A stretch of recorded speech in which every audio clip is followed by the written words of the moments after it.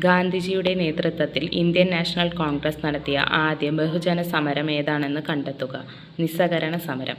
നിസ്സഹകരണ പ്രസ്ഥാനം 1920, 1922. 1920 കൊൽക്കത്തയിൽ ചേർന്ന ഇന്ത്യൻ നാഷണൽ കോൺഗ്രസിന്റെ പ്രത്യേക സമ്മേളനത്തിൽ നിസ്സഹകരണ പ്രസ്ഥാന പ്രമേയം അവതരിപ്പിച്ചത് ഗാന്ധിജി.